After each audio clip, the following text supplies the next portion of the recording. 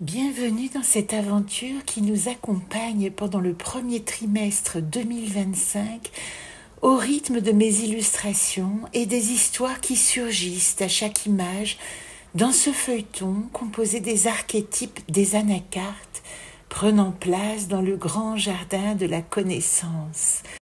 En solution dans le 6e arbre d'aimer, après le refus, l'impuissance, le doute et la désillusion, Astor surgit en solution comme une promesse de renouveau.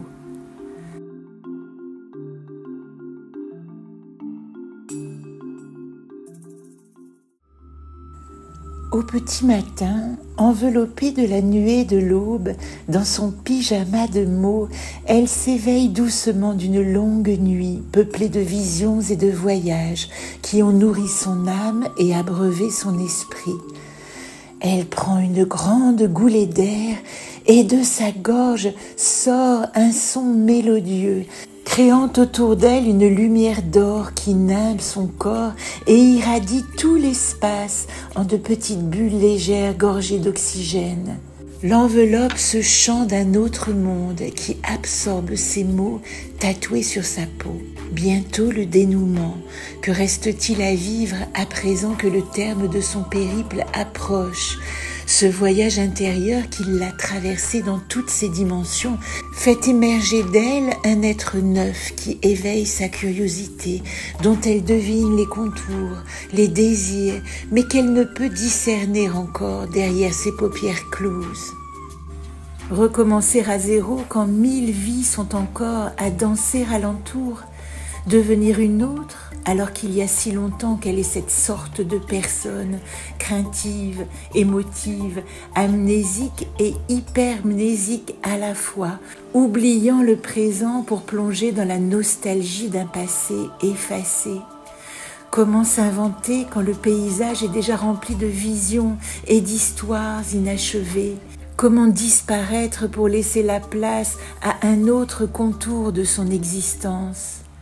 Il en faut du courage pour oser ce saut dans le nouveau, perdre ses repères passés et monter sur un fil de funambule sans avoir appris l'équilibre.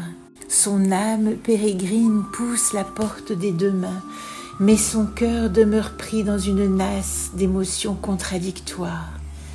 Elle s'enjoint à l'apaisement, comme le lui a appris son cher dada, s'asseoir et devenir bouton de lotus au-dessus des flots tumultueux et laisser défiler les pensées comme des chevaux dans l'emballement d'un galop frénétique.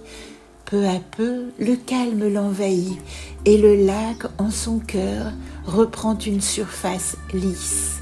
Elle chante le monde et le monde l'enchante. C'est alors qu'elle sent un remuement discret, un frémissement au creux de son ventre. Quelque chose bouge et s'agite, chatouille son nombril, gratouille son bras, titille le creux de sa gorge. Il s'annonce comme on accouche, un glissement paisible entre sa peau et l'air vibrant. Elle entr'ouvre les yeux et découvre en son sein un petit être neuf, un indistinct, bleu de gitane, qui tend vers elle de minuscules bras aux mains disproportionnées. L'œil est rond et facétieux. Il fait avec ses lèvres une moue adorable en forme de cœur, comme s'il attendait un baiser. Sur sa tête, la couronne, confirmation de son appartenance au même royaume.